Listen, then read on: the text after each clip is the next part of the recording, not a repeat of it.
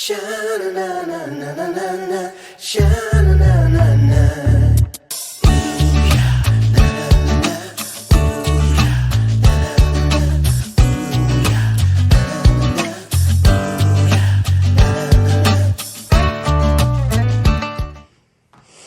Hey y'all, we're going to do a tutorial video today for a Lettera 22. Whoop, whoop, whoop. Underwood-Olivetti. These are such nice little great travel typewriters. And even though it's a travel typewriter, I still have it on a non-slip pad because they still scooch. So I'm going to do a tutorial video, and then in the description below, there's a link to the product listing.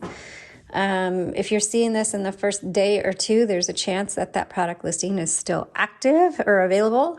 After that, even if it's sold, you can access the photos, so you can kind of like look at the up-close images of how the ribbon is threaded or whatever you need. So let's go ahead and start on this. This comes with a zippered case. I do not have it in arm's reach, so which makes it really easy to travel with, which is fantastic. And before you put it in the case, you fold your little handle like this. So if you have one and you're opening up the case, this is probably what it looks like. So you need to fold your handle out.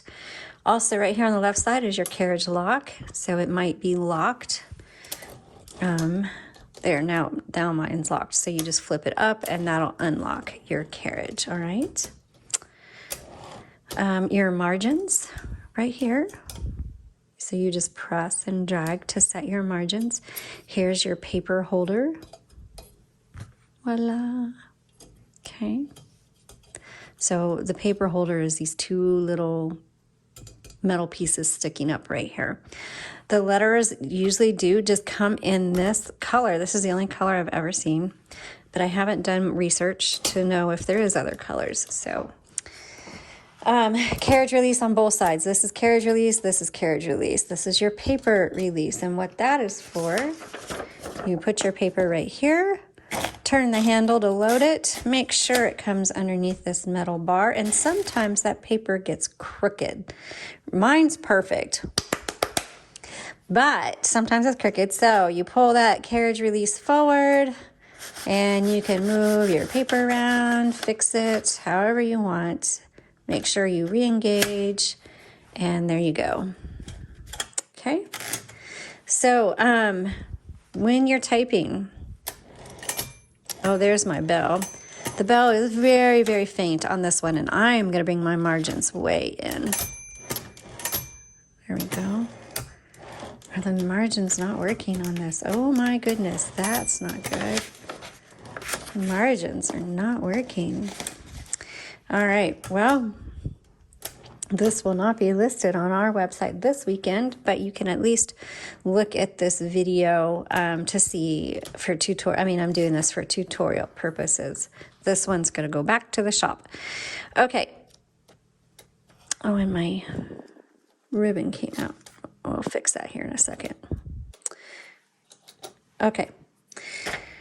Anyway, your carriage should go between the margins. My margins are not working, which means you probably got to go all the way to the front. And well, now my margin is working. This has been the strangest day.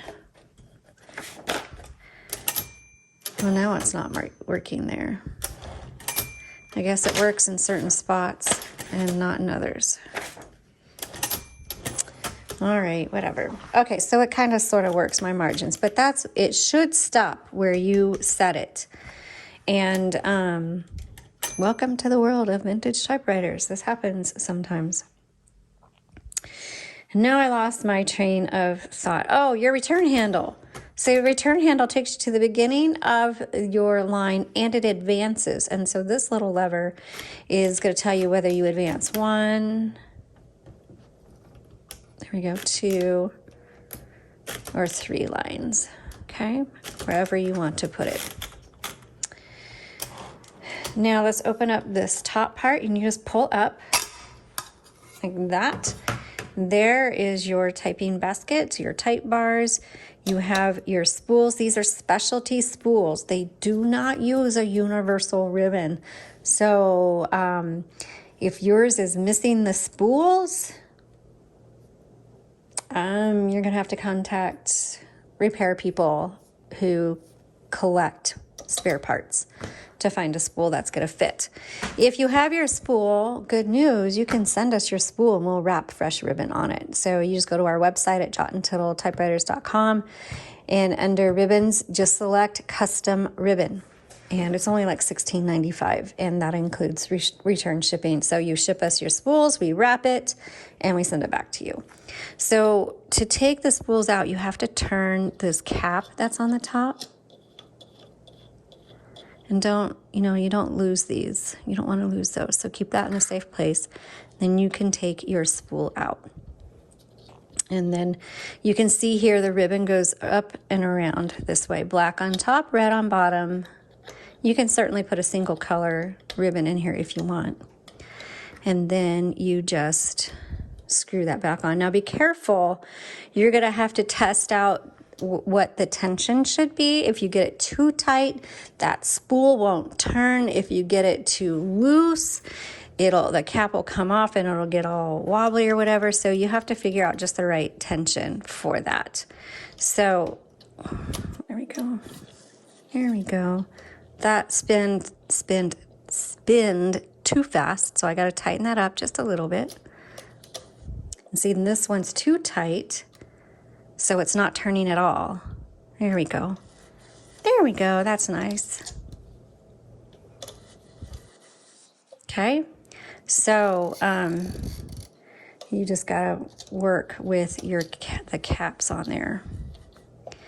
That's the only thing I don't like about these. They're just so picky, and if there's a trick to it, I don't know it. Maybe another typewriter person knows. Now, one thing I didn't do is you got to make sure your ribbon goes through this guide wire. It's right here, and there's one right here as well.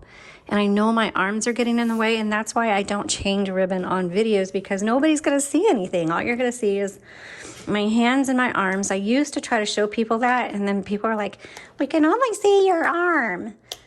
So now I don't do it. Here we go. So you put that in there. This is the messy part of doing typewriters, and that one doesn't want to stay. Okay, now let's do this side.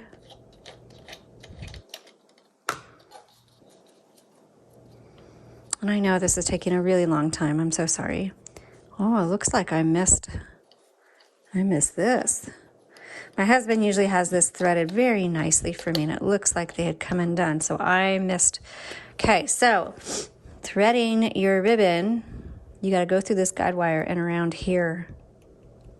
I don't know what it's called.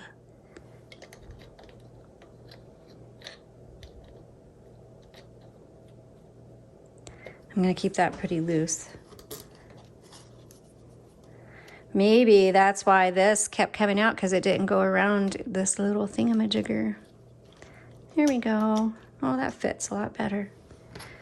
That feels nicer. So through the guide wires and around these posts. I don't know what they're called. Okay. Alrighty. And then you just pop your lid on. You got to, these got some, like a hook sticking out, and it's going to go underneath the lip of the metal piece here. It's on both sides. So got to kind of go up like this. And then snap down, and you'll see I have ink. And I'll have to, I love magic erasers, and I use that whenever I get ink on my typewriters, because then it just wipes right off. Okay, so now that is threaded. By the way, to reverse the direction of your ribbon, because once you get to the end of the spool, it's not the end of the ink. You just got to reverse the direction. And it doesn't matter which side, but these these double-barreled guide wires that we threaded the ribbon through. You just push them, and that's what reverses the ribbon. Okay. Let's, so then I'm just gonna test out a few keys here. And I think that might be margin release. This, I don't remember. Here's your color selector, red on bottom, black on the top, even though it shows blue. They always do that. I don't know why. And then blue is black. And then the white, don't use it. It's not going to type right. It's stencil. It's not going to type right. So there's the red. Here's the black, so you can see it. This is a good 10 CPI. We have, that must be a tab. Is this a tab set? Is that tab set? Oh, it's tab. So this is your tab. So down is clear, most likely. Maybe it's up. Ah, up, push up is clear, down is set. Set. Okay, so this is your tab. Backspace. And then shift lock. All right.